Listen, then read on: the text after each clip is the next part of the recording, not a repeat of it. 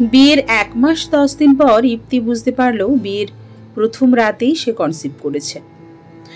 কয়েকদিন ধরে ইপ্তির শরীরটা অনেক খারাপ যাচ্ছিল, তাই আজকে স্বামী স্ত্রী দুজনেই ডাক্তারের কাছে যাওয়ার পর এই খুশির খবরটা পেল। খুশির খবরটা যখন ফয়সাল তার মাকে জানালেন, উনি ফয়সালকে প্রশ্ন ছুড়লেন, বাচ্চাটা কি সত্যিই তোর? মুহূর্তেই ফয়সালের সব খুশি হারিয়ে গেল। মাথায় আকাশ ভেঙে পড়ার অবস্থা। ফয়সাল অগ্নিশর্মা হয়ে তার মাকে জিজ্ঞেস করলেন, মা, এটা কেমন কথা? তুমি কি বলতে চাইছো? ইপ্তির গর্ভের সন্তানের বাবা অন্য কেউ? তা নয় তো কি, বিয়ে হয়েছে 1.5 মাসও হয়নি। 1.5 মাস হতে এখনো 5 দিন বাকি। এর মধ্যে কিভাবে তুই বাবা হতে পারিস? আমি 4 সন্তানের মা, নিজের অভিজ্ঞতা থেকে বলছি, এত তাড়াতাড়ি কেউ মা হতে পারে না।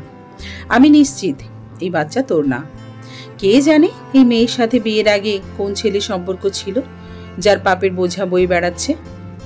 মা, তুমি ইপ্তির ব্যাপারে না জেনে এইসব কিভাবে বলছো? আমি তোর মধ্যে খারাপ কিছু দেখিনি। আমি ইপ্তিকে বিশ্বাস করি, ও কখনো এমন কিছু করেনি। আমি শিওর এটা তোমার ভুল ধারণা। বাবা, এইসব বলে আমাকে বোঝাতে পারলেও আত্মীয় স্বজনকে বোঝাতে পারবি তো? পাড়াপড়শিরা যখন কানাঘুষো করবে এটা নিয়ে, তখন তাদের মুখ বন্ধ করবে কি দিয়ে? মা, বুঝতে পারছি না এখানে আত্মীয় স্বজন বা পাড়াপড়শির কথা উঠছে কেন? আমাদের সন্তান পৃথিবীতে আসবে কি আসবে না এটা কি বাইরের মানুষ ঠিক করবে? বাইরের মানুষ ঠিক করবে এটা তো বলিনি, কিন্তু বাবা বোঝার চেষ্টা কর, আমরা বাইরের মানুষ ছাড়া একা একা চলতে পারি না। বাইরের মানুষদের নিয়েই আমাদের সমাজ, তাই সমাজে মাথা উঁচু করে বাঁচতে হলে সব দিক বিবেচনা করে চলতে হয়। মা প্লিজ, তুমি এই ব্যাপারে আর কোনো কথা বলবে না। ইপ্তি শুনলে কি হবে বুঝতে পারছো? কতটা কষ্ট পাবে ও। 2 দিন ধরে বিয়ে না করতেই বউয়ের কষ্টের কথা ভাবছিস, এদিকে যে আমাদের মান সম্মান নিয়ে টানাটানি পড়ে যাবে সেটার কথা একবারও ভাবছিস না? মা, বিয়ের পর থেকেই লক্ষ্য করছি তুমি ইপ্তিকে পছন্দ করো না। ওকে তুমি পছন্দ নাই করতে পারো, তাই বলে ওর সম্বন্ধে এমন কথা বলা তোমাকে মানায় না। আমি কি বিয়ে একা একা করেছি? তোমাদের পছন্দ মতোই করেছি, তাও এত কিসের রাগ তোমার? আমার পছন্দে নয়, তোর বাবা পছন্দ করে বিয়ে দিয়েছে। আমার তো প্রথম থেকেই ওই মেয়ের প্রতি সন্দেহ ছিল। মেয়েটা যে ভালো নয় সেটা আমি প্রথম দিনই বুঝেছি। তাই বলছি বাবা, ওই মেয়েকে বিশ্বাস করিস না, ও মিথ্যে বলছে। ফয়সাল তার মায়ের কথার কোনো জবাব না দিয়ে রাগে ক্ষোভে ঘর থেকে বেরিয়ে চলে যায়। ইপ্তি আড়াল থেকে সবটা শুনতে পেলেও প্রতিবাদ করার সাহস হয়ে ওঠেনি, কারণ এখনো যে ইপ্তি নতুন বউ, হাতের মেহেন্দির রং এখনো মোছেনি। এই সময় যদি ইপ্তি শাশুড়ির সাথে তর্ক করে, তাহলে আশেপাশের সব মানুষ জড়ো হয়ে ইপ্তিকেই দোষারোপ করবে। গ্রামে কারোর বাড়িতে কিছু হলে পুরো গ্রামের মানুষ জেনে যায়, তাই সবকিছু খুব ভেবে চিন্তে করা লাগে। তাছাড়া এমন একটা ব্যাপার মানুষ জানলে কতটা লজ্জার হবে সবকিছু। এইসব ভেবেই চুপ হয়ে রইল ইপ্তি। তবে শাশুড়ি মায়ের এমন অপমানজনক কথা মেনেও নিতে পারছে না। মনে মনে ঠিক করলো এই ব্যাপারে ফয়সালকে যা বলার বলবো। রাত 12টা বাজে। ফয়সাল এখনো বাড়িতে না ফেরায় ইপ্তি বেশ চিন্তিত হয়ে পড়ল। সেই বিকেলে যে শাশুড়ি মায়ের ঘর থেকে রাগ করে বেরিয়েছিল, তারপর আর ঘরে ফেরেনি ফয়সাল। বিয়ের পর এমনটা কখনো হয়নি। রাত 10টার আগে ফয়সাল অফিসের সব কাজ সেরে বাসায় চলে আসে। আর আজকে তো ছুটির দিন, ছুটির দিনে তো বিকেলে একটু বন্ধু বান্ধবের সাথে আড্ডা দিয়ে বাসায় চলে আসে। অনেকবার ফোন দিয়েছে ফয়সালকে, ফোনটাও রিসিভ করছে না। ইপ্তির মনে নানান চিন্তা ঘুরপাক খেতে লাগলো। কোনো কিছুই ভালো লাগছে না। একদিকে শাশুড়ির বলা কথাগুলো কানে বাজছে, অন্যদিকে ফয়সালে দেরি করে বাসায় ফেরা একদমই মেনে নিতে পারছে না। রাগে কষ্টে দুমড়ে মুচড়ে শেষ হয়ে যাচ্ছিল। লাইট বন্ধ করে বিছানায় চুপ করে শুয়ে শুয়ে কান্না করছিল।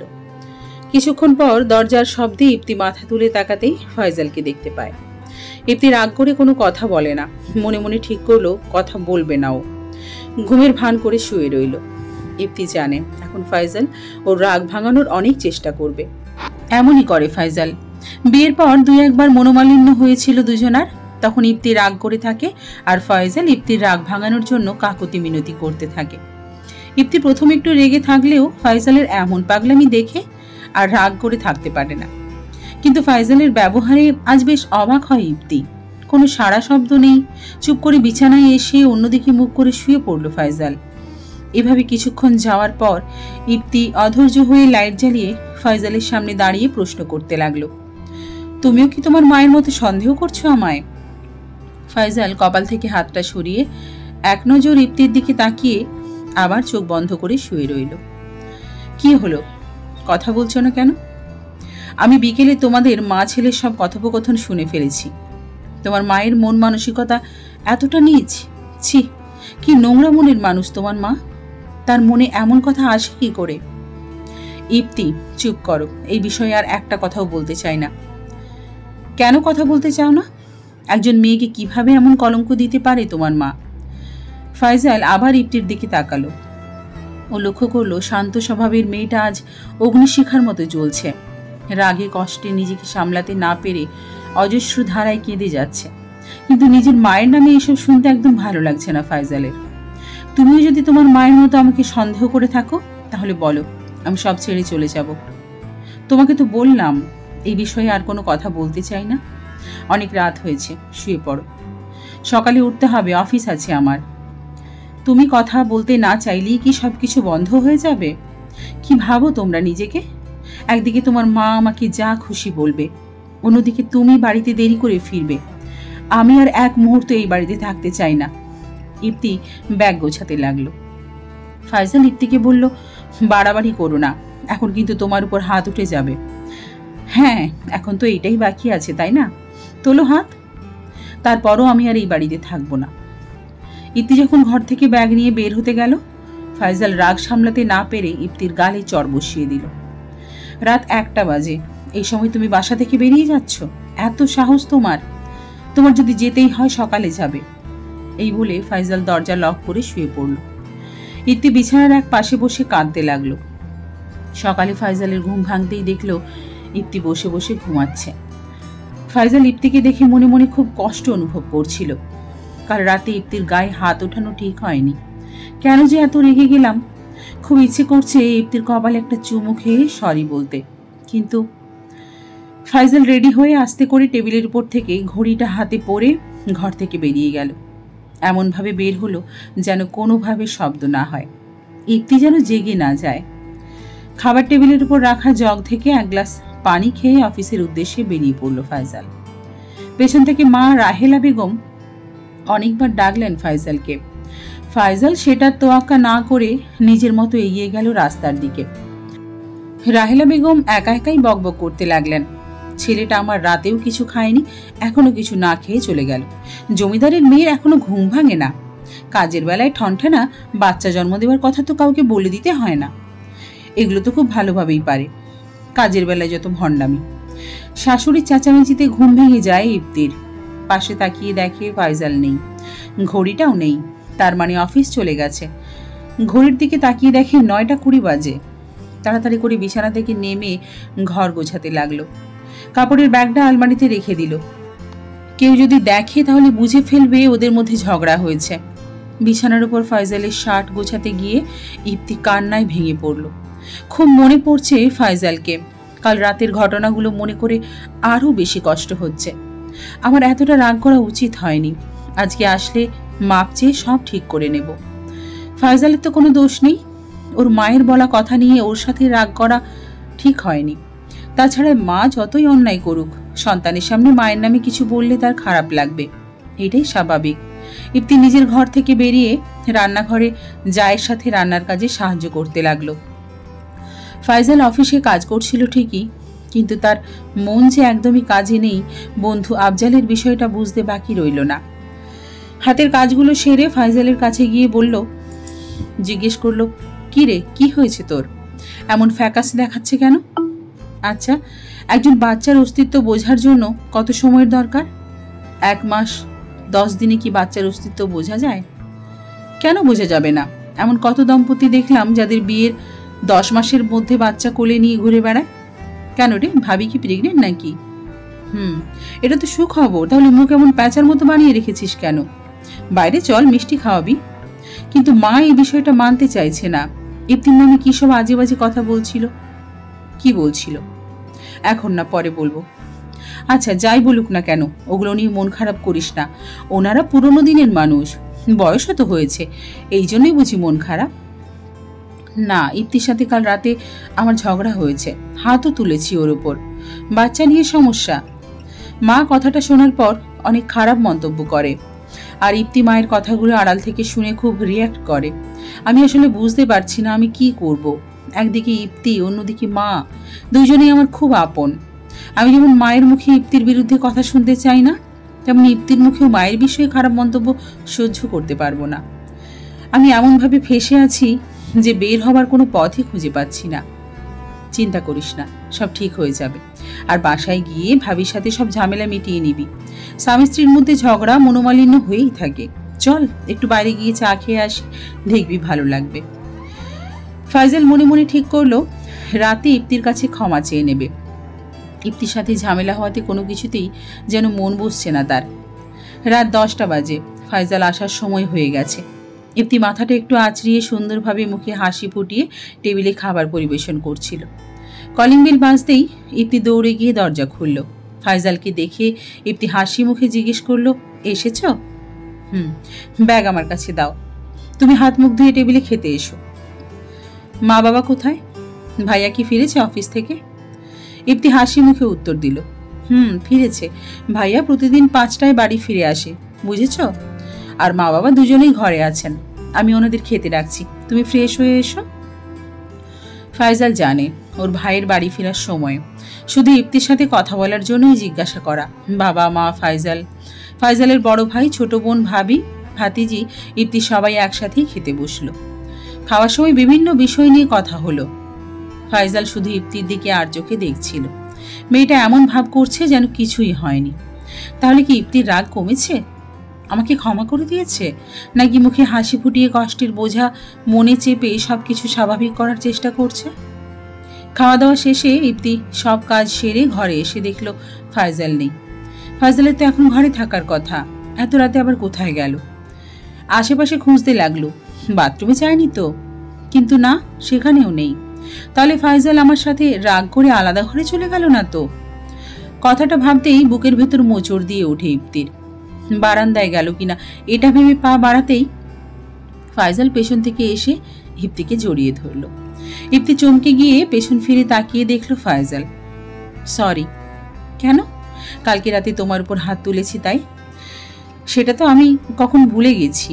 বিশ্বাস করো ইপ্তি, সারাটা দিন যে আমার কতটা কষ্টে কেটেছে আমি তোমাকে বলে বোঝাতে পারবো না।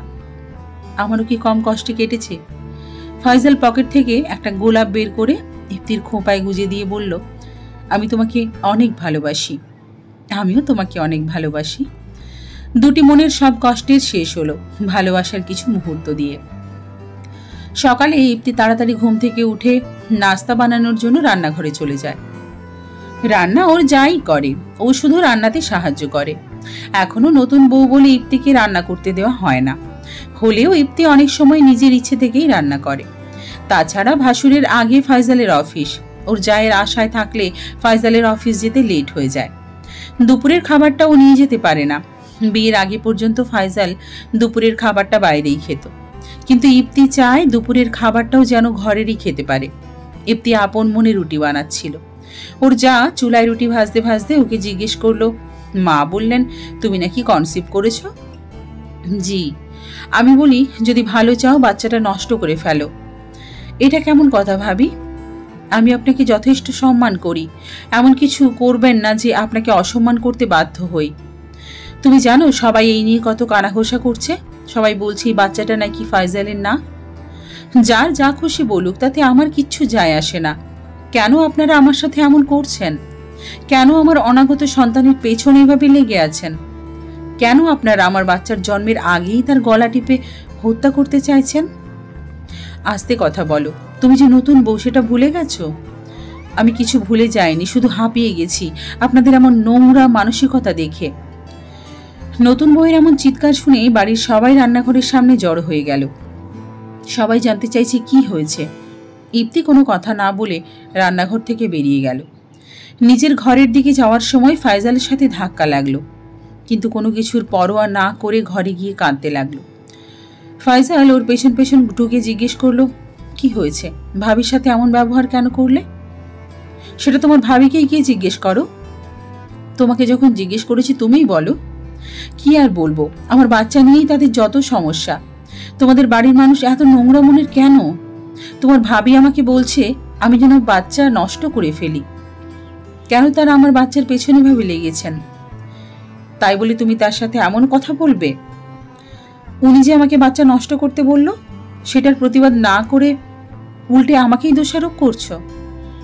বাচ্চা বাচ্চা বাচ্চা, এই বাচ্চাটা আসার পর থেকে সংসারে যত অশান্তি লেগে আছে, আমিও বলবো এই বাচ্চাটা নষ্ট করে ফেলো। আমার আর এত ঝামেলা ভালো লাগছে না। এই বলে ফাইজাল আজকেও কিছু না খেয়ে অফিসে রওনা হলো। ফাইজালের মুখে এমন কথা শুনে ইপ্তি হতভম্ব হয়ে গেল। এই কি সেই যে কাল রাতেও এত এত মিষ্টি কথা বলছিল, ভালোবাসি বলে জড়িয়ে ধরেছিল? তাহলে কি ধরে নেব কিছুই ওর ভালোবাসা ছিল না, শারীরিক চাহিদা ছিল মাত্র, যাকে ভালোবাসা বলে চালিয়ে দিয়েছে? হঠাৎ ফোনটা বেজে উঠল। স্ক্রিনে চোখ পড়তেই মা লেখা ভেসে উঠল। ইপ্তি একটু কাশি দিয়ে গলা ঝেড়ে খুব স্বাভাবিকভাবে কথা বলতে লাগলো। হ্যালো মা। কি রে, তুই নাকি তোর জায়ের সাথে ঝগড়া করেছিস? তোমাকে কে বলল? তোর শাশুড়ি মা ফোন করেছিল, শুধু এটাই বলেছে, আর কিছু বলেনি। বলেছে তুই নাকি মা হবি। ইপ্তি কেঁদে দিয়ে বলতে লাগলো, কিভাবে মা হব? ওরা তো আমার বাচ্চার কথা শুনতেই পারছে না, এমনকি আমার উপর সন্দেহ করছে। আমি এসে কিভাবে মেনে নেব মা, বলতে পারো? ওরা যখন বাচ্চাটা চায় না, আমিও বলি এই বাচ্চার কোনো দরকার নেই, তুই না হয়। মা তুমিও? অবশ্য তোমাকে কি বলবো, বাচ্চার বাবাই যখন বাচ্চাটা চায় না, তোর শাশুড়ি তোর বাবাকে ফোন দিয়ে তোকে আমাদের কাছে এনে রাখতে বলেছে, বাড়ি থেকে বের করে দিচ্ছে। তুই তো জানিস তোর বাবা কেমন বদমেজাজি। তোর শাশুড়ি ফোন করার পর থেকে আমাকে বকে যাচ্ছে, বলছে আমি নাকি তোকে সঠিক শিক্ষা দিতে পারিনি। আচ্ছা মা, তুমি বাবাকে পাঠিয়ে দাও, আমি বাবাকে সবটা বুঝিয়ে বলবো। কিন্তু তুই ফয়জালের কাছে একবার জিজ্ঞেস করে নিতিস, তারপর না হয় পাঠাই। মা, যতটুকু বুঝেছি ফয়জাল ওর পরিবারের লোকজন যা বলবে তাই করবে। তুমি কি এখানে ফয়জালের ভিন্ন মত আশা করছো? যদি তাই করে থাকো তাহলে বলবো ভুল ভাবছো। ওর মা যখন বলে দিয়েছে ফয়জাল তাতে কোনো দ্বিমত করবে না। তবে আমিও সিদ্ধান্ত নিয়ে নিয়েছি, আমিও বুঝে গেছি আমার কি করতে হবে। রাত 9টায় ফয়জালের হোয়াটসঅ্যাপে ইপ্তির নাম্বার থেকে একটা মেসেজ এলো। মেসেজটা সিন করতেই ফয়জালের দম বন্ধ হয়ে আসছিল। মেসেজে ছোট্ট করে লেখা, আমি তোমার কথা মতো অ্যাবর্শন করিয়ে ফেলছি, আশা করি এখন আর কোনো সমস্যা হবে না। মেসেজটা পাওয়ার পর অনেকবার ইপ্তির নাম্বারে ফোন দিল ফয়জাল, কিন্তু বারবার ফোন বন্ধ বলছে। ফয়জাল ভাবতেও পারেনি ইপ্তি এমনটা করবে। গতকালও তো রাগের মাথায় গায়ে হাত তোলার পর যখন ব্যাগ গুছিয়ে বাড়িতে চলে যেতে চাইছিল ইপ্তি, কিন্তু তারপর সকাল অবধিও যায়নি। ফয়জাল ভেবেছিল আজও সবটা ভুলে যাবে। এমন কিছু হবে কল্পনাও করেনি ফয়জাল। নিজের বলা কথার উপর খুব আফসোস হচ্ছে তার। অফিস ছুটি, কিন্তু কিছুতেই বাড়িতে যেতে ইচ্ছে করছে না। এই মুখ নিয়ে কিভাবে ইপ্তির সামনে দাঁড়াবে? বাড়িতে ঢুকে ফয়জাল চুপচাপ নিজের ঘরে ঢুকে পড়ল। ঘরটা অন্ধকার দেখে ভাবলো ইপ্তি বোধহয় লাইটটা নিভিয়ে শুয়ে আছে। লাইট জ্বালানোর সাহস হচ্ছিল না তার। কিছুক্ষণ মূর্তির মতো দাঁড়িয়ে থেকে লাইটটা জ্বালালো, কিন্তু ইপ্তি কোথায়? ইপ্তিকে কোথাও দেখতে না পেয়ে বেশ অবাক হলো। রান্নাঘরে কাজ করছে না তো? রান্নাঘরে খুঁজেও যখন ইপ্তিকে পেল না, ফয়জাল তার ভাবিকে জিজ্ঞেস করলো, ইপ্তি কোথায়? ওকে তো দেখছি না। ওর বাবা এসে নিয়ে গেছে। কেন, তোমাকে বলে যায়নি? ওর বাবা হঠাৎ কেন আমাদের বাড়িতে আসলেন? কে আসতে বলেছে? মা ওনাকে ফোন করে আসতে বলেছিলেন ইপ্তিকে নিয়ে যাওয়ার জন্য। ফয়জাল এবার নিজেকে আর নিয়ন্ত্রণে রাখতে পারল না। মা মা করে চিৎকার করে ডাকতে লাগলো। ফয়জালের ডাক শুনে তার মা ঘর থেকে বেরিয়ে আসে, সাথে পরিবারের অন্য সদস্যরাও। কি হয়েছে, এভাবে চিল্লাচ্ছিস কেন? তোমাদের ইচ্ছে পূরণ হয়েছে সেটাই জানাতে ডেকেছি। কিসের ইচ্ছে? ইপ্তি বাচ্চাটা নষ্ট করে ফেলেছে। এমন ভাবে বলছিস যেন আমি বলেছি তোর বউকে বাচ্চা নষ্ট করতে। নষ্ট করতে বলনি, কিন্তু বাধ্য করেছো। নিজে বলনি, ভাবিকে দিয়ে বলিয়েছ। ভাবি পাশ থেকে বলল, আমরা যতই বলি না কেন তোমার বউ তোমার অনুমতি ছাড়া কিভাবে এটা করতে পারে? অনুমতি? হ্যাঁ, আমি ওকে অনুমতি দিয়েছি। সকালে যাওয়ার সময় বলে গিয়েছিলাম আমিও বাচ্চাটা চাই না, সংসারে এত ঝামেলা আর ভালো লাগে না। ইপ্তি সেটাকে অনুমতি ধরে নিয়েছে। অনুমতির জন্য কি এই কথাটাই যথেষ্ট নয়? তাহলে এর দোষ আমাদের উপর চাপাচ্ছ কেন? নিজের বলা কথার দায়ভার নিজে নিতে শেখো। অন্যকে দোষারোপ করো না। অন্যকে যদি দোষারোপ করারই হতো তাহলে সকালে ওই কথা বলার জন্য আমি তোমাকে দোষ দিতাম, ইপ্তিকে কথা শোনাতাম না, মায়ের কথাগুলো মনে চেপে রেখে ইপ্তির সাথে ঝগড়াও করতাম না। আমি তোমাদের কথার প্রতিবাদ করতেই পারতাম, কিন্তু আমি ইপ্তির সামনে তোমাদের ছোট করতে চাইনি, কারণ আমি তোমাদের ছোট করলে ইপ্তিও তোমাদের ছোট করে দেখবে। সেই ভাবনা থেকেই চুপ করেছিলাম। আমি জীবনে কখনো মা বাবার সাথে বেয়াদপি করিনি, ভাইয়ের সাথেও না।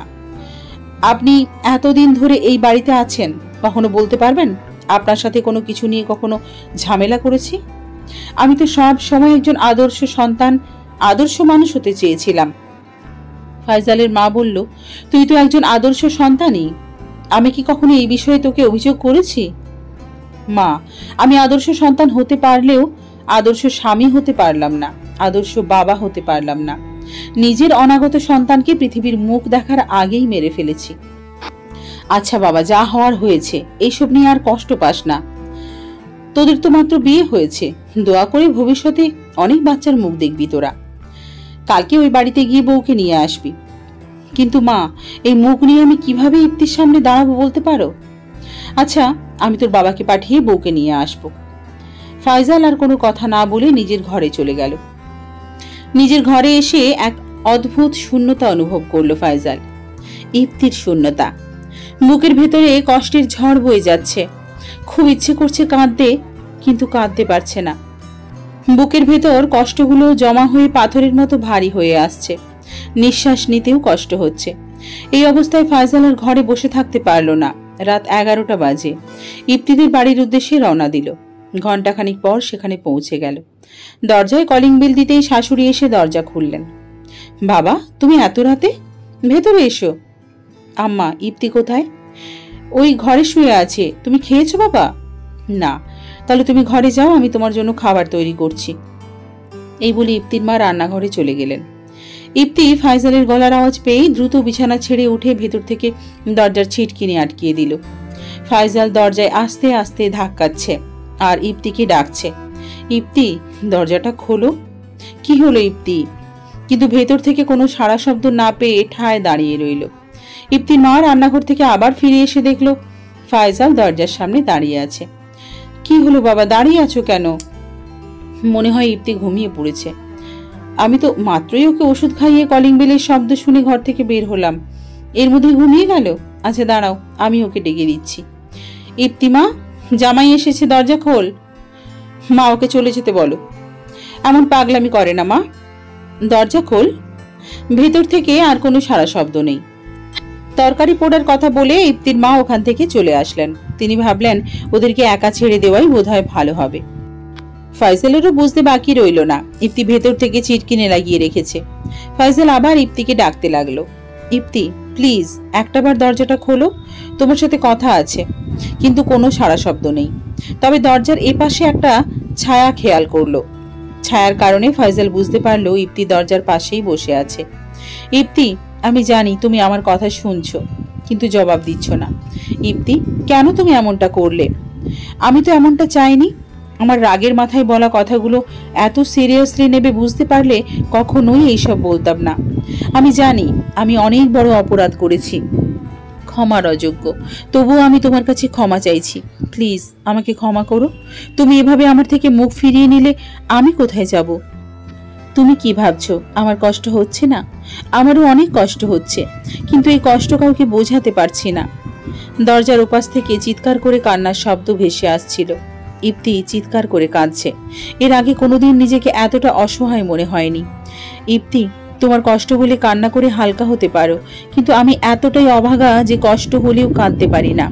প্লিজ ইপ্তি, একটু দরজাটা খোলো, আমি তোমাকে এক নজর দেখেই চলে যাব। ফাইজালের এত অনুরোধেও ইপ্তির মনে একটুও সহানুভূতির জন্ম নেয়নি। ফাইজাল অনেকক্ষণ অপেক্ষা করলো, কিন্তু ইপ্তি শেষ পর্যন্ত দরজা খুললই না। ফাইজাল আর অপেক্ষা না করে দরজা খুলে বেরিয়ে যাচ্ছে। শাশুড়ি পেছন থেকে ডেকে বলল, চলে যাচ্ছ বাবা? রাতটা না হয় এখানেই থেকে যেতে। না, চলে যেতে হবে। অন্তত ভাত খেয়ে তো যাও, আমি তোমার জন্য রান্না করেছি। অন্যদিন খাবো, আজকে আসি। ইপ্তির মা ফাইজালকে আর কিছু বলার মতো খুঁজে পেল না। এই সময় আসলে কি বলা উচিত উনি বুঝতে পারছেন না, তাই চুপ করে দাঁড়িয়ে থেকে ফাইজালের চলে যাওয়াই দেখছিল। 2 দিন পর সকালে ফাইজালের বাবা শফিক মিয়া ফাইজালকে জিজ্ঞেস করলো, আমি আজকে বৌমাকে আনতে ওই বাড়িতে যাব? তোমার ইচ্ছে, যেতে চাইলে যাও। ফাইজাল জানে ইপ্তি আসবে না, তবে বাবাকেও যেতে বাধা দেয়নি। করুক না তাদের যা খুশি। ফাইজাল রেডি হয়ে অফিসে চলে গেল। ফাইজালের বাবা আসবেন বলে ইপ্তির মা ঘর দৌড় সব পরিষ্কার করে গোছাতে লাগলেন। ইপ্তিকে গিয়ে বললেন, তুই তোর ঘরটা গুছিয়ে গোসল করে নে, তোর শ্বশুর আসছে, আমি গিয়ে রান্না বসাই। কে আসছে? ফাইজালের বাবা। কেন, উনি কেন আসছেন? আমি কিভাবে বলবো উনি আসছেন কেন? ফোন করে বললেন আসছেন। এখন আমি কি তাকে জিজ্ঞেস করতে পারি কেন আসছেন? উনি আমাকে নিতে আসছেন না তো? আমি কিন্তু ওই বাড়িতে আর যাব না। ওনাদের যখন খুশি আমাকে বাড়ি থেকে বের করে দিবেন, আবার যখন খুশি নিতে আসবেন। খেলা পেয়েছে নাকি? তোকে ওই বাড়ি থেকে বের করে দিয়েছে নাকি তুই নিজের ইচ্ছেতেই এসেছিস? তুই বলার পরে আমি তোর বাবাকে পাঠিয়েছিলাম, কিন্তু আগে তো ওনারাই তোমাদের ফোন দিয়ে আমাকে এখানে এনে রাখতে বলেছিল, তাই না? আমি এত কিছু জানি না। আর শোন, তোর শ্বশুরের সাথে কোনো রকম বেয়াদপি করবি না কিন্তু। উনি আসলে সালাম দিয়ে কথা বলবি। মা, আমি ওনার সাথে কোনো রকম খারাপ ব্যবহার করব না, এইটুকু ভরসা আমার উপর করতে পারো। কারণ ওই বাড়িতে উনিই একজন আছেন যিনি মানুষ, আর সবগুলো অমানুষ। কিভাবে ভরসা করি? ওই দিন জামাইয়ের সাথে যেমন ব্যবহার করলি, ছেলেটা শেষ পর্যন্ত না খেয়েই চলে গেল। আমি বুঝি না তুমি আমার মা নাকি ফাইজালের। ওরা আমার সাথে যা করেছে তার তুলনায় এটা কিছুই না। আর শোনো, ফাইজালের বাবা যদি আমাকে নিয়ে যেতে চায় আমি কিন্তু যাব না, বলে রাখলাম। এই বিষয়ে কিছু বলার থাকলে তোর বাবাকে বল গিয়ে। আমাকে আর বকা শোনাস না। তুই যাই করিস না কেন, সব দোষ আমার ঘাড়ে এসে পড়ে। নিজের মেয়েকে তো শাসন করবেই না, আমাকে কথা শোনাবে শুধু। ইপ্তির মা রান্নাঘরে যেতে যেতে কথাগুলো বললেন। ইপ্তি তার বাবার ঘরে গিয়ে ফাইজালের বাবার আসার কারণ জানতে চাইলে উনি বললেন, মনে হয় তোকে নিতে আসছেন, কিন্তু বাবা আমি ওই বাড়িতে যেতে চাই না। এটা বললে কি চলে? বিয়ের পর স্বামীর বাড়ি মেয়েদের আসল বাড়ি। সংসারে একসাথে সবাই থাকতে গেলে একটু আধটু ঝামেলা হয়েই থাকে, তাই বলে কি স্বামীর বাড়ি ছেড়ে দিতে হবে? বাবা, তুমি জানো না ওরা কতটা জঘন্য মনের মানুষ। ওরা আমার সাথে কি ব্যবহার করেছে সেটা যদি জানতে তাহলে এমনটা বলতে না। কি হয়েছে সেটা তো কয়েকদিন ধরেই জানতে চাইছি। তুই তো কিছু বলছিস না, তোর মাও কিছু বলে না? মা বলে না কারণ তুমি আমার করা কার্যকলাপের সব দায়ভার মায়ের কাঁধে চাপিয়ে দাও। আমি কি এখনো ছোট বাবা? আমি যা করি একান্তই নিজের মতামতের উপর করি। তুমি মাকে দোষারোপ করো কেন বুঝি না। ইপ্তির বাবা চুপ করে রইলেন। ইপ্তি তার বাবার হাতের উপর নিজের হাত দুটো চেপে ধরে বলল, বাবা আমি তোমাকে সবটা খুলে বলতে পারবো না, শুধু জেনে রাখো ওরা আমার সন্তানের খুনি। নিজের সন্তানের খুনিদের সাথে কিভাবে থাকবো বাবা? কি বলছিস সেই সব? আমাকে একটু সময় দাও বাবা, এসব থেকে বের হতে একটু সময়ের দরকার আমার। কিন্তু তোর নতুন বিয়ে হয়েছে, এভাবে বাপের বাড়ি থাকতে দেখলে আশেপাশের মানুষজন নানা কথা বলবে। নিজের সন্তানের থেকে কি মানুষের কথা বেশি বড়? পাড়াপড়শির কথার ভয়ে আমি আমার সন্তানকে হারিয়েছি। তুমিও লোকের কথার ভয়ে নিজের মেয়েকে হারিয়ে না ফেলো। এইসব কি বলছিস তুই? তোর মাথা ঠিক আছে? ইপ্তি আর কথা না বাড়িয়ে নিজের ঘরে চলে গেল। ফাইজালের বাবা আসার পর ইপ্তি খুব স্বাভাবিকভাবেই তার সাথে কথা বললেন। দুপুরে সবাই একসাথে খাওয়া দাওয়াও করলেন। ইপ্তিকে নিয়ে যাওয়ার প্রসঙ্গ উঠলে ইপ্তির বাবা বললেন, বিআই সাহেব আর কিছুদিন না হয় থাকুক, ওর শরীরটাও বেশি ভালো নেই। কয়েকদিন পর না হয় আমি নিজে গিয়ে ওকে আপনার বাড়ি দিয়ে আসবো। শফিক মিয়াও আর অমত করলেন না, কারণ উনি জানেন ইপ্তির শরীর আসলেই খারাপ। তারপর বিকেলে হালকা পাতলা নাস্তা করে শফিক মিয়া তার নিজের বাড়ির উদ্দেশ্যে রওনা দিলেন। ইপ্তি খুব গভীরভাবে ভাবছিল কি করা যায়, কি করা উচিত। বাবাকে আজকে এগুলো বলে থামাতে পারলেও কতদিন থামানো যাবে। আর ইপ্তি মনে মনে এই সম্পর্কটা থেকে মুক্তি চায়। বাবার সামনে কতটা বলার সাহস পায় না। শুধু ওই বাড়ির কথা মনে হলেই মনের ভেতর অজানা রাগ ফুসলে ওঠে। ফাইজালের কথা ভাবলেও ঘৃণা হয় ওর। এই সম্পর্কটা থেকে বেরোনোর কি কোনো পথ খোলা নেই? ইপ্তির কোনো কিছুই ভালো লাগছিল না। ড্রেসিং টেবিলের ওপর চোখ যেতেই মোবাইলটা চোখে পড়ল। ইপ্তি মোবাইলটা হাতে নিয়ে চার্জে দিল। কয়েকদিন ধরেই ফোনটা বন্ধ। এত ঝামেলার মধ্যে ফোনের কথা তার মনেই নেই। ফোনটা চার্জে দিয়ে অন করতেই একটার পর একটা মেসেজ আসতে শুরু করলো। মেসেজগুলো সিন করে দেখে সবগুলো ফাইজালের মেসেজ। অনেক অনেক মেসেজ। তার বেশিরভাগ মেসেজেই সরি লেখা, কয়েকটা মেসেজে ভালোবাসি লেখা। মেসেজগুলো দেখে ইপ্তি তাচ্ছিল্যের হাসি হেসে সবকিছুতে ফাইজালকে ব্লক করে আবার ফোনটা চার্জে দিয়ে দিল। এইভাবেই দিনের পর দিন চলে যাচ্ছিল। ফাইজাল আর ইপ্তির মাঝে কোনো যোগাযোগ নেই। তবে ফাইজাল ইপ্তির মায়ের কাছে ফোন করে ইপ্তির খবরাখবর নেয়। ইপ্তিকে ফোন করার কোনো উপায় তো ইপ্তি রাখেনি, সব কিছুতেই ব্লক করে রেখেছে। তারপরও ফাইজাল বিভিন্ন সময় বিভিন্ন নাম্বার থেকে ফোন দেয়। ইপ্তি অচেনা নাম্বার দেখে রিসিভ করে না। ইপ্তির বাবা বাজার করে ফেরার সময় পাশের বাড়ির এক ভদ্রলোক তাকে জিজ্ঞেস করলেন, ভাই, শুনলাম আপনার মেয়ে নাকি ঝগড়া করে চলে এসেছে। শ্বশুরবাড়ির মানুষ নাকি আপনার মেয়েকে আর নিতে চায় না। আপনি এসব কথা কোত্থেকে শুনলেন? কে বলেছে? এইসব কথা বাতাসের আগে ঘুরে। বিয়ের পর কি মেয়েরা বাপের বাড়ি এসে কয়েকদিন থাকতে পারে না? অবশ্যই পারে। আমি তো শোনা কথা বিশ্বাস করি নাই, তাই আপনাকে জিজ্ঞেস করলাম। ইপ্তির বাবা আর কোনো কথা না বলে বাসায় চলে আসলেন। বাসায় এসে বেশ রাগের সাথে ইপ্তির মাকে বললেন, তোমার মেয়ে কই? ওরে ডাকো, কথা আছে। এই বলে নিজেই উচ্চ স্বরে ডাকতে লাগলেন, ইপ্তি, আয় ইপ্তি। বাবার এমন আওয়াজ শুনে ইপ্তি বুঝে ফেলল কিছু একটা হয়েছে, কারণ তার বাবা খুব বেশি রেগে গেলে এইভাবে চিৎকার করেন। কি হয়েছে বাবা? তুই আজকে ফাইজালকে আসার জন্য ফোন করবি। ও আসলে তুই ওর সাথে শ্বশুর বাড়ি চলে যাবি। তাড়িয়ে দিচ্ছ বাবা? যদি তুই সেটাই ভাবিস, আমার কিছু করার নেই। বাইরে তো যাস না, মানুষ কত রকমের কথা বলছে জানিসও না। তাই বলছি, মান সম্মান বাঁচাতে চাইলে তোকে চলে যেতেই হবে। ইপ্তির বাবা ইপ্তির দিকে মোবাইলটা এগিয়ে দিয়ে বললেন, এই নে, ফাইজালকে ফোন কর। কিন্তু বাবা, ফোন করতে বলেছি কর। ইপ্তি বাধ্য হয়ে ফাইজালকে আসার জন্য ফোন করে। এছাড়া আর কোনো উপায়ও নেই। ফাইজালও রাতে আসবে বলে কথা দেয়। সন্ধ্যা হয়ে এসেছে। ইপ্তি তার মাকে গিয়ে বলল, মা, রাতে ফাইজাল আসবে জানো তো? রান্না করা লাগবে না ওর জন্য? করা তো লাগবেই, একটু পর করব। চলো, আমিও তোমার সাথে সাথে রান্নায় সাহায্য করব। আর তুমি কিন্তু ফাইজালের পছন্দের সব আইটেম রান্না করবে আজকে।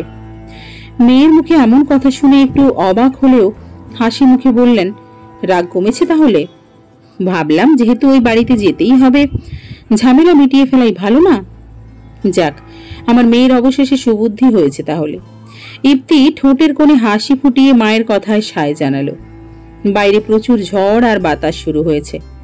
সব ঝড় ঝাপটা উপেক্ষা করে ফাইজাল ইপ্তির বাসায় চলে আসলো। ইপ্তির মা ফাইজালের পছন্দের অনেক রকমের খাবার করেছেন। ইপ্তিও ওনার সাথে রান্নায় সাহায্য করেছে। পরিবারের সবাই একসাথে খাওয়া দাওয়া করলো। ইপ্তি হাসি মুখে সবাইকে টেবিলে খাবার পরিবেশন করে দিচ্ছিল। ইপ্তির বাবা মা মেয়ের মুখে এমন হাসি দেখে অনেকটা নিশ্চিন্ত হলেন। খাওয়া শেষে যে যার ঘরে চলে গেলেন। ইপ্তি বারান্দায় গ্রিল ধরে দাঁড়িয়ে বৃষ্টি দেখছিল। ফাইজালও ইপ্তির পাশে গিয়ে দাঁড়িয়ে বৃষ্টি দেখতে লাগলো। ফাইজালের মনে একরকম প্রশান্তি অনুভূত হচ্ছিল। অনেকদিন পর দুজন এভাবে পাশাপাশি দাঁড়িয়ে আছে। অনেক কিছু বলতে ইচ্ছে করছে, কিন্তু কোথা থেকে শুরু করা যায় বুঝতে পারছে না। ফাইজালের মনে হচ্ছিল ইপ্তিও ওকে কিছু বলতে চায়। হয়তো ওর মতো ইপ্তিরও আজ আনইজি ফিল হচ্ছে। এভাবে অনেক সময় একে অন্যের পাশে দাঁড়িয়ে থাকা সত্ত্বেও যখন দুজনেই নীরব নিরবাক্য, ফাইজাল তখন ইপ্তির হাতের কনিষ্ঠ আঙুল নিজের কনিষ্ঠ আঙুল দ্বারা আঁকড়ে ধরে ইপ্তির মুখের দিকে তাকিয়ে রইল। ভাবল ইপ্তি হয়তো এখন নীরবতা ভাঙবে, কিন্তু ইপ্তি আগের মতোই নীরব দাঁড়িয়ে আছে। ফাইজাল ইপ্তির আরেকটু কাছে গিয়ে ইপ্তিকে পেছন থেকে জড়িয়ে ধরল। খোলা চুলগুলো ঘাড় থেকে সরিয়ে একটা চুমু দিল। ইপ্তির কোনো রেসপন্স না পেয়ে ফাইজাল ইপ্তিকে ছেড়ে দিয়ে দাঁড়িয়ে রইল। কিছুক্ষণ এভাবে দাঁড়িয়ে থেকে মনে মনে ভাবল, ইপ্তি রেসপন্স করছে না ঠিক, কিন্তু বাধাও তো দিচ্ছে না। ওর মনে অনেক অভিমান জমেছে, আর স্বামী হিসেবে অভিমান ভাঙানোর দায়িত্ব তো তারই। ফাইজাল এবার ইপ্তিকে বারান্দা থেকে কোলে তুলে ঘরে নিয়ে বিছানায় শুয়ে দিয়ে এলোমেলো চুলগুলো মুখের উপর থেকে সরিয়ে কপালে একটা চুমু দিয়ে বলল, ইপ্তি, আমি তোমাকে অনেক ভালোবাসি। ইপ্তি এবার নীরবতা ভেঙে প্রশ্ন করল, সত্যিই ভালোবাসো? অনেক ভালোবাসি। এতই যখন ভালোবাসো তাহলে সেদিন তোমার ভাবির বলার কথার প্রতিবাদ করনি কেন? তোমার মা যখন আমাকে অপবাদ দিল তখনও তুমি চুপ ছিলে কেন? ইপ্তি, এইসব কথা থাক না, যা হবার হয়ে গেছে। এসব কি ভুলে যাওয়া যায় না? কিভাবে ভুলে যাব? ওনারা আমার সাথে যা করেছে সেটা কি ভুলে যাওয়ার মতো? ইপ্তি, চলো না আমরা এসব ভুলে সবকিছু নতুন করে শুরু করি। নতুন করে শুরু করতে চাইলেই কি করা যায়? একে অপরের প্রতি ভালোবাসা থাকলে সবই সম্ভব। ভালোবাসা? ভালোবাসার মানে তুমি বোঝো? তোমার কাছে ভালোবাসা মানে তো স্ত্রীর সাথে এক বিছানায় রাত কাটানো, তাই না? ইপ্তি, আমি জানি তুমি আমার উপর রেগে আছো, ভীষণভাবে রেগে আছো, তাই বলে এভাবে কথা বলতে পারো না। তোমাদের মতো নোংরা মানুষের সাথে তো কথা বলতেই ইচ্ছে করে না, তবুও নিজেকে সংযত রেখে কথা বলছি, এটাই অনেক। তোমার কি মনে হচ্ছে না তুমি একটু বেশি সাহস দেখাচ্ছ? সাহস দেখালে কি করবে? মারবে। নিজের সন্তানকে তো পৃথিবীর মুখ দেখার আগেই মেরে ফেলেছ, এখন কি আমাকেও মেরে ফেলবে? ইপ্তি, চুপ করো। আমি ধৈর্যহারা হয়ে পড়ছি। তোমাকে ভালোবাসি বলেই চুপ করে আছি। তোমার বলা প্রতিটা কথা নীরবে সয়ে যাচ্ছি। এর বেশি কিছু বললে আমার ধৈর্যের বাঁধ ভেঙে যাবে। আমাকে ভালোবাসো? হাসালে। তুমি আমাকে ভালোবাসলে আমার গর্ভের সন্তানকেও ভালোবাসতে। তোমার কথায় আমি নিজের অনাগত সন্তানকে মেরে ফেলতে বাধ্য হয়েছি। আমার সাথে অন্যায় করবে আর দিন শেষে ভালোবাসি বলে সবকিছু মিটিয়ে নেবে। বাহ, কি দারুণ প্ল্যান! কোনো প্ল্যান নয়, আমি তোমাকে সত্যিই ভালোবাসি। ভালোবাসার নামে আর মিথ্যে বলো না প্লিজ। আমার আর মিথ্যে শোনার কোনো ইচ্ছে নেই, হাঁপিয়ে গেছি আমি। দয়া করে আমাকে এই সম্পর্ক থেকে মুক্তি দাও। মুক্তি? তুমি কি বলছো বুঝতে পারছো? খুব ভালো করেই বুঝতে পারছি। কি ভেবেছো যা খুশি করবে আর ভালোবাসি বলে জড়িয়ে ধরবে তাহলেই সব ভুলে যাব? আসলে কি জানো, তুমি আমাকে কখনোই ভালোবাসোনি। নিজের শারীরিক চাহিদা মেটানোর জন্য ওইসব বলো। তোমার কাছে ভালোবাসা মানে এক বিছানায় রাত কাটানো। আসলে তোমার আমাকে নয়, একটা নারীর দরকার। নিজের চাহিদা মেটানোর জন্য একটা শরীর দরকার, আর কিচ্ছু না। ইপ্তি, তুমি কিন্তু মাত্রাধিক বাড়াবাড়ি করছো। কেন? সত্যি কথা শুনতেই গায়ে ফোসকা পড়ছে? আসলে আমি যতটুকু বলছি তুমি এর চাইতেও বেশি খারাপ। আমি মেনে নিচ্ছি সব দোষ আমার, কিন্তু তুমি কি নিষ্পাপ? তোমার কোনো দোষ নেই। তুমি যে বাচ্চাটা নষ্ট করেছো, আমার অনুমতি নিয়ে করেছো? ধরে নিলাম আমার সেদিনের বলা কথাতেই তুমি অনুমতি ধরে নিয়েছো, কিন্তু ইপ্তি, মা হিসেবে তোমার কি কোনো দায়িত্ব ছিল না? কেন তুমি সবার কথা উপেক্ষা করে নিজের সন্তানকে রক্ষা করলে না? আমার রাগে বলা কথাগুলো কি নিজের সন্তানের চাইতেও বেশি গুরুত্বপূর্ণ ছিল? এইসবের জন্য আমিও তোমাকে দোষ দিতে পারি। তুমি শুধু আমার আর আমার পরিবারের দোষগুলো বড় করে দেখছো। আমি বলছি না আমি বা আমার পরিবার নির্দোষ, কিন্তু এইসবে আমিও তোমাকে সমান দোষী করতে পারি। আর তুমি বলো না আমাদের বাড়ির লোকজন নোংরা, আমি বলবো তুমি তার থেকেও বেশি নোংরা মনের। নিজের স্বামীকে যে এতটা নিচে নামাতে পারে, স্বামী স্ত্রীর পবিত্র ভালোবাসাকে এভাবে খারাপ তকমা দেয়, সে আর যেমনই হোক না ভালোবাসার যোগ্য নয়। তুমি মুক্তি চাইছো না আমার কাছে? ওকে, সব ব্যবস্থা হয়ে যাবে। এই বলে ফাইজাল ঘর থেকে বেরিয়ে যাচ্ছিল। ইপ্তি পেছন থেকে বলতে লাগলো, কোথায় যাচ্ছ? কোথায় আর যাবো, আমার তো একজন নারীর দরকার। নিজের চাহিদা মেটানোর জন্য একটা শরীর দরকার, তার খোঁজেই যাচ্ছি। কিন্তু বাইরে তো অনেক ঝড় বৃষ্টি হচ্ছে। আমার মনের ভেতরে চলা ঝড়ের তুলনায় এটা কিছুই না। এত রাতে মেইন গেট খোলার আওয়াজ শুনে ইপ্তির মা নিজের ঘর থেকে উঠে এলেন। মেইন গেট খোলা দেখে আরেকটু কাছে এসে দেখলেন ফাইজাল এই গভীর রাতে ভরা বৃষ্টির মধ্যে চলে যাচ্ছে। ইপ্তির মা রাগে ইপ্তির ঘরে গেলেন। ইপ্তির মা ইপ্তির ঘরে গিয়ে খুব কড়া ভাষায় কথা শোনাচ্ছিলেন। এই ছিল তোর মনে? এই জন্যই ডেকে এনেছিলে ওকে? কি এমন বলেছিস যে এমন ভরা বৃষ্টি মাথায় নিয়ে চলে গেল? আমি এই সম্পর্কটা থেকে মুক্তি চেয়েছি। মেয়ের মুখে এমন কথা শুনে চমকে যায় ইপ্তির মা। সে বুঝতে পারলো বকলে কাজ হবে না, মেয়েকে বোঝাতে হবে। ইপ্তির মা ইপ্তির পাশে গিয়ে বসলেন, মাথায় হাত রেখে বললেন, মারে, জীবনে চলতে গেলে অনেক সমস্যার সম্মুখীন হতে হয়, অনেক মানুষের সাথে চলতে হয়। এদের সবাই যে ভালো হবে তা কিন্তু নয়। খারাপ ভালো মিলেই পৃথিবী। তাই সবার সাথে তাল মিলিয়ে চলতে গেলে কি করতে হবে জানিস? ইপ্তি ওর মায়ের দিকে মাথা তুলে তাকালো। ক্ষমা করতে হবে, কারণ ক্ষমাই তোকে একমাত্র মানসিক শান্তি দিতে পারে। অতীত কি কেউ বদলাতে পারে? পারে না। আমি বুঝতে পারছি তুই এত কষ্ট কেন পাচ্ছিস। নিজের সন্তানকে হারানোর কষ্ট কেউ কোনো কিছুর সাথে তুলনা করা যায় না। কিন্তু যা হওয়ার তা হয়েছে। এসব নিয়ে যত ভাববি কষ্ট বাড়বে বই কি কমবে না। তোর এই রাগ অভিমান ফাইজালের থেকে তোকে অনেক দূরে নিয়ে যাবে, আর এই দূরত্ব তোর মানসিক কষ্ট আরো বাড়িয়ে দেবে। তোর বাবার সাথে কি আমার ঝগড়া হয় না? রাগের মাথায় ঝগড়া করলেও যখন রাগ শেষ হয়ে যায় তখন সব ভুলে যাই। আর এই পৃথিবীটাই তো এমন, সংসারে ঝগড়া থাকবে, ভালোবাসা থাকবে, এমনই তো হয় সংসার। তুই শুধু ফাইজালের খারাপ দিকটাই দেখেছিস, ওর কি কোনো ভালো দিক নেই? ওর ভালো দিকগুলো ভেবে ওর সাথে থেকে যাওয়া যায় না? কিন্তু মা, ফাইজাল তো আমার কাছে ক্ষমা চাইতে পারত, তা না করে উল্টে আমাকেই দোষারোপ করলো। মারে, আমি যতটুকু বুঝেছি ফাইজাল ও তোর বাবার মতো বদমেজাজি, কিন্তু খারাপ মানুষ নয়। আর ও যে ক্ষমা চায়নি এমনও তো নয়। তুই কি ওকে ক্ষমা চাওয়ার সুযোগ দিয়েছিস? কিন্তু আজকে ক্ষমা চাইলো না কেন সেটা আমি জানি না। তবে একটা কথা মনে রাখবি, ছেলেরা মনে মনে যা চায় সবসময় সেটা মুখে বলতে পারে না। হয়তো ফাইজালও তেমন, মনে এক মুখে আরেক। তবে এইসবের জন্য ওরও কষ্ট হচ্ছে, শুধু মুখ ফুটে বলতে পারছে না। ওকে বোঝার চেষ্টা কর, তাহলে দেখবি ও তোকেও বুঝতে পারবে। আমি আর এসব নিয়ে পারছি না মা, আমি এই কষ্ট থেকে মুক্তি চাই। বিয়ে ভেঙে দিলেই তোর কষ্ট কমে যাবে ভাবছিস? ধরলাম বিয়ে ভেঙেই দিলি, কিন্তু তোকে কি তোর বাবা ঘরে বসিয়ে রাখবেন? রাখবেন না, কিছুদিন পরে বিয়ে দিয়ে দেবেন। যদি ওই পরিবার এর চাইতেও খারাপ হয় তখন কি করবি?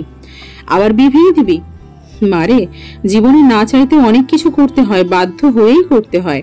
মেয়েরা চাইলেই নিজের ইচ্ছেকে প্রাধান্য দিতে পারে না, অনেক বাধ্যবাধকতা থাকে। মেয়েদেরকে অনেক সময় অন্যায় অবিচার হজম করেই চুপ করে সংসার করে যেতে হয়। আমাদের সমাজ ব্যবস্থাটাই এমন, আমরা এর বাইরে নয়। বাইরে থেকে অনেকেই তোকে বলবে এমন অন্যায় মেনে নেওয়া যায় না, এমন খারাপ পরিবারের সঙ্গে থাকা যায় না। আরো বলবে সব ছেড়ে নিজের মতো বাঁচতে শেখো। কিন্তু তুই ওদের কথা শুনে একা থাকার সিদ্ধান্ত নিলেও একাকিত্বের সময় ওদের কাউকে পাশে পাবি না। ওরাই একসময় তোর দিকে আঙুল তুলে বলবে স্বামীর ঘর করতে পারেনি, ডিভোর্সি। যা হয়েছে ভুলে যা। উপর আলো যদি চান তাহলে তোদের ঘর আলো করে অনেক সন্তান আসবে। দোয়া করি সব ভুলে গিয়ে জীবনটা নতুন করে শুরু কর। এই বলে ইপ্তির মা নিজের ঘরে চলে গেলেন। ইপ্তি ওর মা চলে যাওয়ার পর চিৎকার করে কাঁদতে লাগলো। কেন জানি অপরাধ বোধ হচ্ছে ওর। ফাইজাল ঠিকই বলেছে, কেন সবার কথা উপেক্ষা করে নিজের সন্তানকে রক্ষা করলো না? নিজেই নিজের সন্তানকে মেরে ফেলেছি আমি, এই বলে আরো জোরে চিৎকার করে কাঁদতে লাগলো। ফাইজালের জন্য চিন্তা হচ্ছে এখন। তখন রাগের মাথায় কত কিছু বলেছে, মনের যত জমানো রাগ ছিল সব ওর উপরে ঝেড়েছে। অনেক দিনের জমানো রাগ ঝেড়ে হালকা হলেও স্বস্তি মিলছে না কোথাও। বৃষ্টি পড়ছে তো পড়ছেই, বাজও পড়ছে সমান গতিতে, কিন্তু ফাইজালের সেই দিকে কোনো খেয়ালই নেই। গভীর রাত, বৃষ্টির কারণে কোথাও কোনো গাড়ি নেই। জনমানবহীন রাস্তায় বৃষ্টিতে ভিজে ভিজে আপন মনে হেঁটে যাচ্ছে ফাইজাল।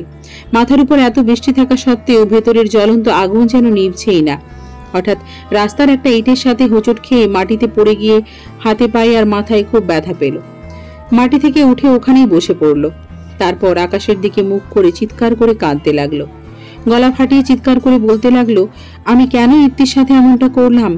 আমি ওর কাছে ক্ষমা না চেয়ে উল্টে ওকে আরো কষ্ট দিলাম। আমাকে ক্ষমা করো ইপ্তি। আমি তোমাকে কিভাবে বোঝাবো আমি কতটা কষ্টে আছি। আমি খুব খারাপ একজন মানুষ, একজন খারাপ স্বামী। যদি পারো ক্ষমা করো। ফয়জলের অনেক কষ্টেও কান্না আসে না, কিন্তু আজ তার খুব কান্না পাচ্ছে। বৃষ্টির সাথে নিজেও অঝরে কেঁদে যাচ্ছে। কেন কাঁদছে? ইপ্তিকে ওইভাবে কষ্ট দিয়ে কথা বলার জন্য, নাকি নিজের সন্তানের খুনের দায়ে, নাকি ইপ্তিকে চিরদিনের জন্য হারিয়ে ফেলার ভয়ে? নিজেকে যখন একের পর এক প্রশ্ন করে যাচ্ছিল, কোনো সঠিক উত্তর খুঁজে না পেয়ে আবারও চিৎকার করে কাঁদতে লাগলো। ফাইজাল রাস্তা থেকে ওঠার চেষ্টা করলো, কিন্তু পারছে না। ওর চোখ ঝাপসা হয়ে আসছিল, মাথাটাও কেমন যেন ঘুরছে, গলাটা শুকিয়ে আসছে। ডান হাতের কবজির কাছে খুব জ্বলছে, মনে হচ্ছে কেউ যেন ছুরি দিয়ে হাত কেটে দিয়েছে। ফাইজাল বাম হাত দিয়ে ডান হাত দেখার চেষ্টা করেও পারছিল না। শরীর এতটাই দুর্বল লাগছে যে মনে হচ্ছে এই বুঝি মারা যাচ্ছে। এমন সময় একটা গাড়ি আসার শব্দ এলো কানে। গাড়ির আলোয় সামনে আলোকিত হতে দেখে ফাইজাল একটু ভরসা পেল। ইপ্তি ঘর ছেড়ে বারান্দায় এসে দাঁড়িয়ে ফাইজালের কথা ভাবতে লাগলো।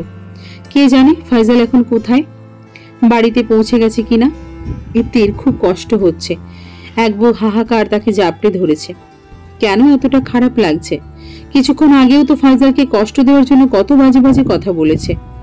না, কোথাও শান্তি পাচ্ছে না ইপ্তি। বারান্দায় আর ঘরে পায়চারি করতে লাগলো। বিছানায় শুয়ে ঘুমানোর চেষ্টাও করলো, কিন্তু কিছুতেই ঘুম আসছে না। ভীষণ কষ্ট হচ্ছে, কান্নাও পাচ্ছে খুব। মায়ের বলা কথাগুলো ভাবতে লাগলো ইপ্তি। মনে হলো মা ঠিকই বলেছে। এভাবে মনের মধ্যে রাগ চেপে রেখে নিজেকে কষ্ট দেওয়ার থেকে সব ভুলে যাওয়াই উচিত। আর আমিও তো একদম নির্দোষ নই। ওরা যাই বলুক না কেন, বাচ্চা নষ্ট করার পদক্ষেপটা আমি নিয়েছিলাম। ফয়জালের উপর এখন আর আগের মতো রাগ হচ্ছে না। মায়ের কথা মতো ফয়জালকে মাফ করে দিল। কালকে আবার ফয়জালের কাছে ফিরে যাবে বলে মনস্থির করলো। এটা ভাবতেই ওর মনটা খুশিতে লাফিয়ে উঠল। ইপ্তি বুঝতে পারলো আসলে ও কি চায়। ফয়জালের কাছেই ওর আসল শান্তি। আর ওর মায়ের বলা প্রতিটা কথাই যে সত্যি হাড়ে হাড়ে টের পাচ্ছে। এইসব ভেবে খুব অস্থিরতা কাজ করছিল ওর মনে। চোখে ঘুম নেই, তবুও বিছানায় শুয়ে ঘুমের চেষ্টা করছিল। একসময় চোখ দুটো লেগে এলো। সকালে মায়ের ডাকে ঘুম ভাঙলো তার। ইপ্তি মা, ওঠ। ইপ্তি আধো আধো চোখ খুলে তার মাকে দেখছিল। ওঠ মা, আমাদের এক জায়গায় যেতে হবে। কোথায় মা? তুই মুক্তি চেয়েছিলি না, আজ তোর মুক্তির দিন। কেন মা, ফাইজালকে ডিভোর্স লেটার পাঠিয়ে দিয়েছে? চল, আমাদের ওখানে যেতে হবে। এই বলে ইপ্তির মা কান্নায় ভেঙে পড়লেন। ইপ্তি তার মায়ের কান্নার কারণটা বুঝতে পারল। ওর মা কখনো চায়নি ইপ্তির সংসারটা ভেঙে যাক, তাই এমন কষ্ট পাচ্ছে। তবে চিন্তার কিছু নেই, আমি আজ ফয়জালের সাথে সব ঝামেলা মিটিয়ে নেব। ইপ্তির মা আবার ডাকলেন। কি হলো, যাবি না? যাব, আমাকে যেতেই হবে। ইপ্তি খেয়াল করলো মায়ের চোখের কোণে এখনো পানি টলমল করছে। ইপ্তি মনে মনে বলল, মা তুমি যা চাও তাই হবে, এভাবে কষ্ট পেও না। দেখে নিও তোমাকে কেমন চমকে দিই। ইপ্তি রেডি হয়ে ওর মাকে ডাকতে লাগলো। মা, কোথায় তুমি? আমি রেডি। বাসা থেকে একটা সিএনজি করে ইপ্তির বাবা মা রওনা হলেন। ইপ্তি সিএনজিতে ওর বাবার দিকে বারবার খেয়াল করছিল। ভাবছিল বাবা এত শান্ত হয়ে আছে কেন। বাবার তো এখন তাকে খুব করে বকার কথা। রাগী মানুষটাকে এমন শান্ত দেখে ইপ্তি বেশ অবাক হয়। কতটা কষ্ট পেলে রাগী মানুষরা এভাবে শান্ত হয়ে যেতে পারে। বাবা মা দুজনেই কাঁদছেন। বাবা, আমি বোধহয় তোমাকে খুব বেশি কষ্ট দিয়ে ফেলছি। ধৈর্য ধরো, খুব শীঘ্রই তোমাদের কষ্টের অবসান ঘটবে। সিএনজি একটা হাসপাতালের সামনে এসে থামলো। ইপ্তি বলল, বাবা আমরা না উকিলের কাছে যাচ্ছি, তবে হাসপাতালে এসেছি কেন? ওরা সবাই ওইখানেই অপেক্ষা করছে। ইপ্তি একটা বড় নিঃশ্বাস ছেড়ে মনে মনে বলল, কি আজব ফ্যামিলিতে পড়েছি রে বাবা, মাথা খারাপ ফ্যামিলি একটা। তবু এদের সাথেই আমাকে সারাটা জীবন থাকতে হবে, এদেরকে নিয়েই থাকতে চাই। ইপ্তি ওর বাবার পেছন পেছন যাচ্ছিল। একটা রুমের সামনে ওর বাবা থেমে গেল। ইপ্তিও থেমে যায়। ইপ্তি বাইরে ফাইজালের পরিবারের অনেককেই দেখতে পায়। সবার চোখেই পানি। ইপ্তি ভাবছে আমাদের ডিভোর্সের কারণে ওনারা কতটা কষ্ট পাচ্ছেন। ভালোবাসা না থাকলে কি এতটা কষ্ট পেত? আর আমি কিনা এদেরকে এতদিন শত্রু ভেবে এসেছি। ইপ্তি রুমের সামনে ওর ভাসুরকে দেখতে পেয়ে ওনার কাছে যায়। কাছে যেতেই ইপ্তির ভাসুর বলল, আমার সাথে এসো। কোথায় ভাইয়া? ফাইজালের কাছে। ফাইজাল কোথায়? 4 তলায়। ইপ্তি এবার মনে মনে খুব বিরক্ত হচ্ছিল। এটা সবাই পাগল নাকি? একে তো উকিলের চেম্বারে না গিয়ে হাসপাতালে এসেছেন, আবার ফাইজাল গিয়ে 4 তলায় বসে আছেন। কি যে শুরু করেছে এরা। 4 তলায় যাওয়ার পর ইপ্তি ওর ভাসুরকে জিজ্ঞেস করলো, ভাইয়া কোথায় ফাইজাল? উনি হাতের ইশারায় একটা রুম দেখিয়ে দিলেন। ইপ্তি রুমটার ভেতরে ঢুকে কোনো কিছুই দেখতে না পেয়ে আবার ফিরে এসে বলল, ভাইয়া রুমটা তো খালি। ইপ্তির ভাসুর ইপ্তিকে নিয়ে ওই রুমে গিয়ে বললেন, ওই যে দেখতে পাচ্ছ 209 নাম্বার ড্রয়ার, ওইখানেই ফাইজাল ঘুমিয়ে আছে। ড্রয়ারে কেন? এটা বলতেই ইপ্তির মনে পড়ল টিভিতে সে দেখেছিল মর্গের ড্রয়ারে মৃত মানুষের লাশ রাখা হয়। তার মানে কি ফয়জাল মৃত? ইপ্তি দৌড়ে গিয়ে 209 নাম্বার ড্রয়ার খুঁজতে লাগলো। এই তো 209 নাম্বার ড্রয়ার। ইপ্তি খুলতে চেয়েও খুলতে পারছে না, হাত পা অবশ হয়ে আসছে, মাথায় কিছু কাজ করছে না, পাগল পাগল লাগছে। একজন নার্স রুমে ঢুকে ইপ্তিকে দেখে বললেন, এখানে বেশিক্ষণ দাঁড়িয়ে থাকা যাবে না, লাশ দেখা শেষ হলে তাড়াতাড়ি দেখে বের হয়ে যান। ইপ্তির কোনো জবাব না পেয়ে উনি জিজ্ঞেস করলেন, কত নাম্বার ড্রয়ার? ইপ্তি হাতের ইশারায় দেখিয়ে দিতেই উনি ড্রয়ারটা খুললেন। ইপ্তি ফাইজালের নিথর দেহটা দেখতে পায়। মুখটা কেমন ফ্যাকাশে হয়ে গেছে। ইপ্তি সহ্য করতে না পেরে জ্ঞান হারিয়ে ফেলে। জ্ঞান ফেরার পর ইপ্তি দৌড়ে আবার মর্গের রুমে যেতে চাইলে ওর মা জড়িয়ে ধরে রাখে, যেতে দেয় না। ইপ্তি ওর মাকে বলল, কেমন এমন হলো মা? আমি তো এমনটা চাইনি। সত্যি বলছি মা, ভেবেছিলাম আজ ফাইজালের সাথে সব ঝামেলা মিটিয়ে তোমাদেরকে চমকে দিব, কিন্তু কে জানতো ফাইজাল আমাকে এভাবে চমকে দেবে। মা, আমি তো এমন মুক্তি চাইনি। কেন এমন হলো মা, কেন? ইপ্তির বাবা ডাক্তারকে জিজ্ঞেস করলেন মৃত্যুর কারণ কি। ডাক্তার বললেন, ওনার মাথার পেছনে একটা আঘাত দেখতে পেয়েছি, সম্ভবত পড়ে গিয়েছিলেন। পায়েও সামান্য আঘাত, তবে হাতের আঘাতটা গুরুতর। হাতের রগ কেটে অথবা ফেটে গিয়েছিল। অতিরিক্ত রক্তক্ষরণের জন্যই মারা গেছেন। আসলে কাল রাত 3টায় আমরা একটা অপারেশনের জন্য কয়েকজন ডাক্তার মিলে ঢাকা সিটি হসপিটালের দিকে যাচ্ছিলাম। সেখানেই রাস্তার মাঝে তাকে পড়ে থাকতে দেখে আমরা হসপিটালে নিয়ে আসি। আফসোস আমরা তাকে বাঁচাতে পারিনি, তবে তার মৃত্যুটা আমাদেরকেও ভাবাচ্ছে। এত রাতে একটা মানুষ ছাতা ছাড়া বাইরে বের হলেন কেন? কি এমন প্রয়োজন ছিল তার? প্রশ্নের জবাবে ইপ্তির বাবা নীরবতা পালন করলেন। ডাক্তারের কথাগুলো শুনে ইপ্তি ওর মাকে বলল, আমি ফাইজালকে মেরে ফেলেছি মা, আমার কারণেই আজ ওর এমন দশা। কেন আমি কালকে ওকে থামালাম না? যদি থামাতাম তাহলে আজ হয়তো পৃথিবীতে বেঁচে থাকতো, আমাদের সাথে থাকতো। এই বলে চিৎকার করে কাঁদতে লাগলো।